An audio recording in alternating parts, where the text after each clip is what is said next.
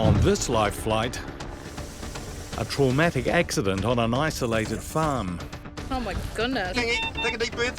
Kingy, Take breathe, a deep mate. breath. King's you alright? Kingy. King. A slaughterhouse floorman's moment of madness. I've never been in pain like that in my life. It's crazy. And a remote cliffside rescue You got someone? Just 1 o'clock. Oh, yep, got him. hits problems Can you come here? Oh. when emergencies strike. Time, distance, and the men and women of life flight can be the difference between life and death. This is Life Flight.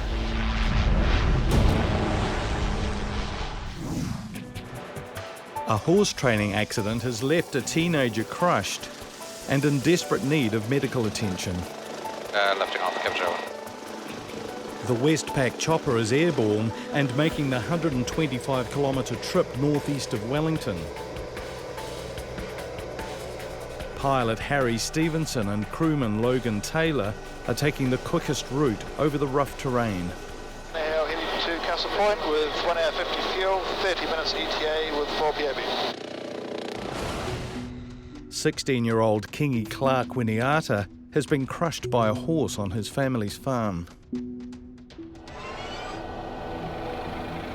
Intensive care paramedic Hannah Latta is preparing for a worst-case scenario. They tend to be quite nasty accidents where they're all from a really decent height. A large beast horse landing on them. Any crash injury to the central part of your body is likely speed is due to this one.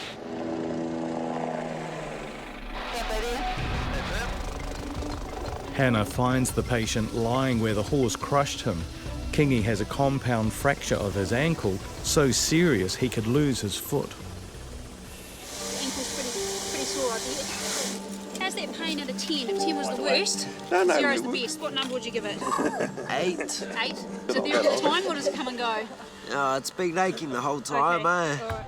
The family were training horses for an upcoming riding competition. Sister Kayla saw the accident unfold. The horse reared up and then landed sideways on him. And then, And yeah, he was lucky to come off actually. His foot didn't get stuck. Yeah, okay, mate. Dad Kingy Sr. is concerned his son has done irreparable damage that could leave him unable to ride again. Hurting me just as much, mate. Seeing him like this. Meanwhile, the Life Flight fixed wing team are taking off on a mission to help 2 young men with life-threatening conditions. Flaps up, 100% climb power. Flight nurses Judith Briggs and Hayden Smith are aware carrying 2 patients increases the risks. There's always twice the potential complications. If they both deteriorate at the same time, it would cause some serious complications. 20-year-old Brandon Dunkerton has a crushed spine after being ejected from his car at high speed. In another ward, 17-year-old firefighter trainee Matthew Jensen is suffering a spontaneous collapsed lung. Touching down at Palmerston North Airport, the team arrive at hospital where car crash survivor Brandon is waiting. Oh, it's traumatic. I've never been in pain like that in my life. It's crazy. It's unbelievably sore. I honestly felt like I was gonna die. Couldn't breathe. It's going to be a couple of minutes. Thank you. The crash has left Brandon potentially paralysed. Mum Rachel is feeling his pain. Just scared, just wanted to make sure he's going to get there okay. No more damage has been done. It's a bit petrifying. Speed, youngsters, not a good mix. Back at Castle Point, every movement of 16-year-old Kingy's badly broken and dislocated ankle is causing pain. Stop moving your head. Yeah, okay, mate. There is no evidence that Kingy is bleeding internally, but blood flow to the 16-year-old's ankle is compromised. If Hannah doesn't intervene, Kingy could lose his foot. Is that it there? So basically your ankle is out of alignment, okay? So what we're going to do is give you some pretty good drugs. Knock you out a wee bit, all right? So you just feel a bit sleepy, okay? Pull it into alignment. Pull it into alignment. Did I hear you right? Yeah. You'll be right, mate. Oh my God. The family farm shepherd will need some serious pain relief if the relocation is going to be successful. 4 mils? Yep, 4 mils. We'll get How everything about we set up go and- 50 so it knocks me right out? Hey mate, you're not half bad, are you? Kingy was training the horse when it caught him by surprise. So the horse tried going back into the yard and I pulled it and I must have, it just reared up, fell back on me, and then I just felt my ankle just started hurting, and then, yeah, just been lying here for an hour or so. Mum Kay and Dad Kingy Sr. have just nursed their son through a 3-month recovery after he shredded part of his kidneys when he rolled his quad bike. So we're just giving him some medicine now. Thank you. The drugs are fast acting, but there's only a small window of opportunity to treat the injury before they wear off. Yep, roll him over on his back. Okay, can you roll your back here, buddy? Roll over, mate. Nice foot, bud. Nice foot. Keep going. Brilliant. Okay. The family is momentarily distracted. Hannah seizes the opportunity to realign Kingy's ankle. Leg out. Done. Oh, not worry. Yep, done. Stuff, mate. Oh my goodness. Probably a little bit grossed out. I was when I heard it click back in. Yeah, sorry about that. No, it's all good. You alright, Kingy? Good man. Hey, Kingy, you all right, buddy? You all right? King's alright? Kingy. King. Take a big deep breath, Kingy. 16-year-old shepherd Kingy has had his ankle realigned after his horse rolled on him on the family's remote East Coast farm. Big deep breath, Kingy. Kingy, take a deep breath. Kingy, Take breathe, it mate. easy. Logan, can you just crank the oxygen up to 10? Kingy, just take a breath for me. Kingy, take a breath, mate. Good boy. That's it. Good work. Going for a little ride. Now's the time for us to get shifting. Dad Kingy Sr. has spent the last hour on a roller coaster of emotions. Don't worry. Oh, that's good. Especially seeing one of your kids like So this, good. eh? Good. Alright, that's great. Not happier now, he's Going now, Kings. he's all strapped up. Oh, it's good with that, but just... So we've relocated the ankle. It's not particularly straight, which means that there's going to be quite a significant amount of fractures in there. The colour of Kingy's foot suggests blood flow is still blocked, but nothing else can be done on scene. It's always scary, eh, when one of your kids end up in something like this. Alright. In Palmerston North, 17-year-old Matthew is facing surgery to fix a tear that has caused his lung to collapse, but the trip to Wellington carries risks. A bit nervous. Yeah, just nervous about this lung getting worse while I'm in the middle of the sky. This is the third time one of Matthew's lungs has torn, a condition more common in tall, thin young men. A drain is removing air from his chest, and Mum Catherine is keeping a close eye over her vulnerable son. Well, it's a bit scary, really. It's not what you see your kids doing every day. So I sort of hope things don't get worse on the way down. Car accident survivor Brandon is also being taken on the same flight after a high-speed crash has left him at risk of being paralysed. Crewman Matt Anir is tasked with minimising any movement that could compromise Brandon's spinal cord. Right, so just going to loosen these off and slide you up the stretcher slightly. Hello, it's Hayden from the Wellington flight team. We're just loading on the plane at Palmerston North Airport. Brandon could be facing the rest of his life in a wheelchair, but Hayden is determined to keep the slaughterhouse floorman's spirits up with in-flight entertainment. If you need to get my attention, just stick your hand up in the air, both of them, and you go out like this, and then in like that, and then C, and then A, okay? And then we all go, young man. Humour is the best medicine. Matthew comes from 4 generations of firefighters, but is now forced to put his own training on hold. The 17-year-old's nerves are growing as he contemplates a further lung collapse in flight. He's a little bit anxious about flying, but his mum's there with him, holding his hand. For Brandon, any excessive movement could cause pressure on the spinal column and further decrease his chances of walking again. There's always a risk of further damage. If the pilots were to land at the same time landing in a big gust of wind and they were to hit the ground hard, we can only immobilise them to a certain extent. The team have avoided the worst of the weather, but now face the challenge of landing in strong winds coming off Cook Strait.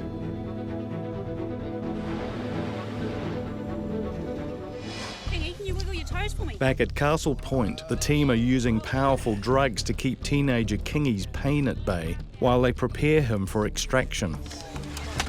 Whoa! Whoa! The blood flow to the foot has improved, but there are signs it is still compromised. Happy to crank up, Hannah? Yeah, mate, thanks. Kingy could lose his foot if the injury isn't treated quickly.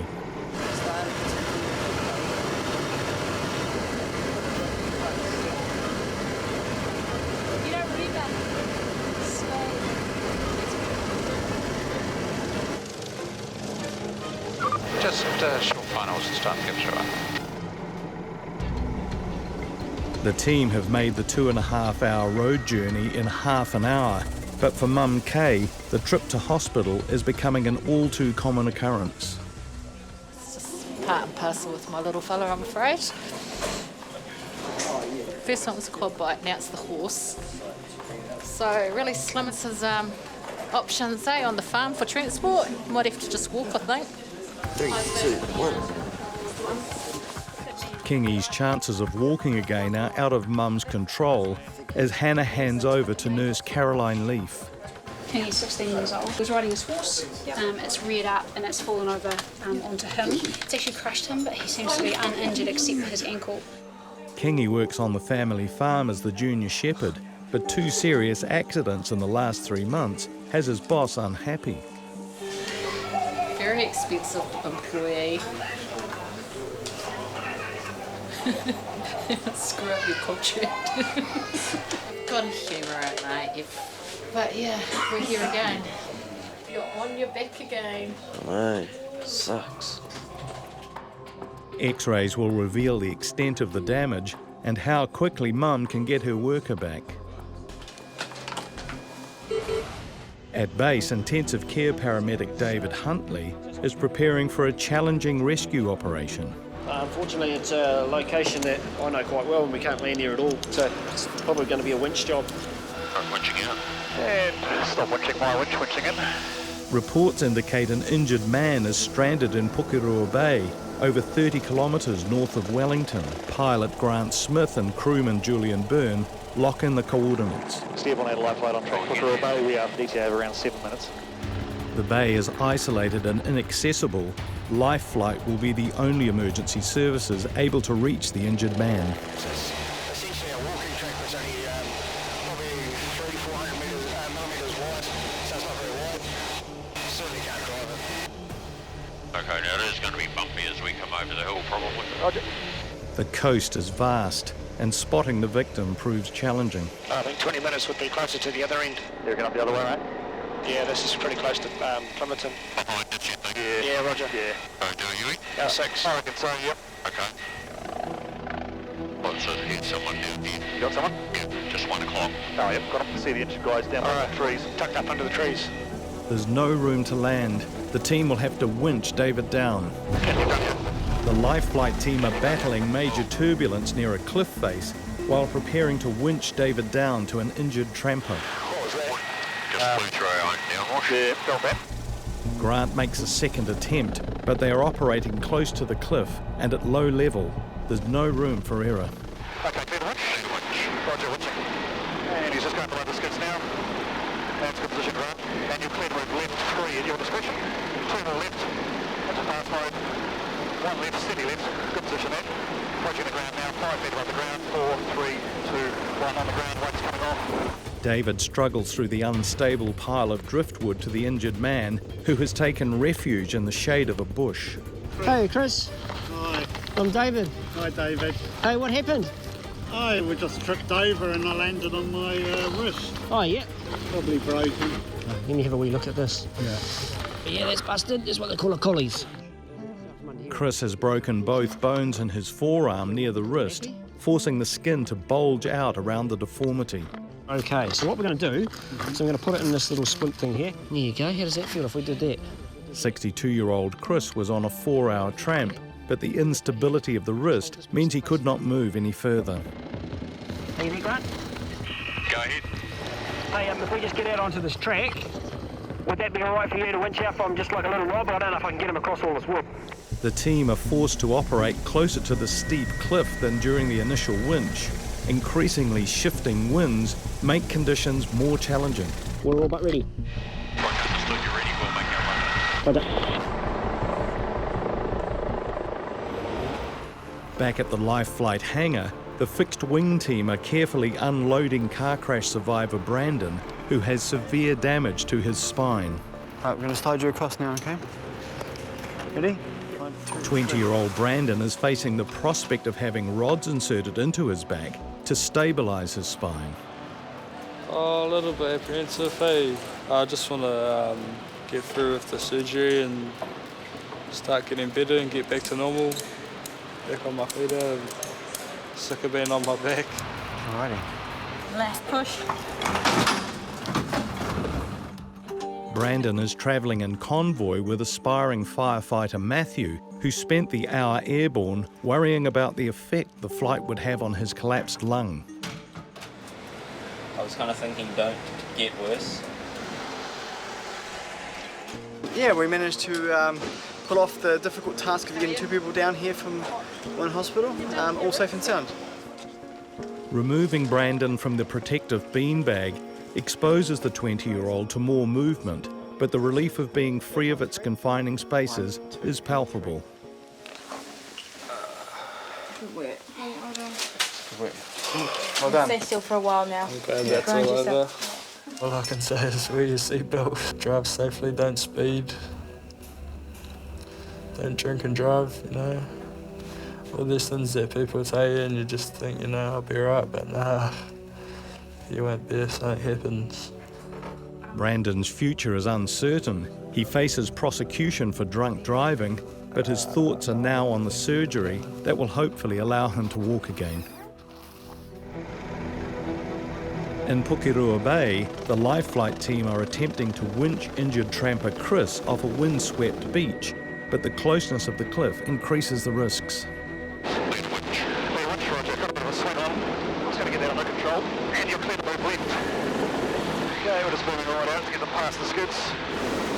Patient's coming past the skids now, moving inside the machine. Victim is seated inside the helicopter. He is still on the winch. Nice work, guys. Roger. Chris is secured, and the team head back to Wellington. This gentleman's just been walking along the beach. He's tripped over some rocks. So he's fallen forward on his arm. He's got what they call a collies fracture. So it looks like a dinner fork in his wrist. So if you look at the splint, you can see the shape of it. So it's quite deformed. Cobb 01 Wellington, landing Wellington public. Without Life Flight, Chris would have experienced a painful and delayed extraction from the desolate beach. Now, X-rays can confirm the extent of his injury. Definitely broken, isn't it? Oh, yes. There's certainly some deformity in there that would indicate there's a fracture. Oh, it just feels horrible. A little bit of pain, well, quite a bit of pain, but no, it just feels horrible. Adrenaline wears off, pain goes up. Tend to feel a little bit more in the right place to sort it out, eh? Meanwhile, 17-year-old Matt is recovering from surgery that glued the tear in his right lung shut, but this may not be the end of the teenager's troubles. I think I've got a 50% chance for another left side one, but I think my chances are the same as everybody else now for another right side. Hopefully I can grow out of it. The uncertainty of Matt's future is taking a toll on Mum, Catherine. Apprehensive at the moment, I think. You know, just knowing that his lung did deflate last time round, it's sort of a bit nerve-wracking waiting for it to not do it again this time. But on the whole, I'm glad we're where we are. I don't wish it on anybody, definitely not.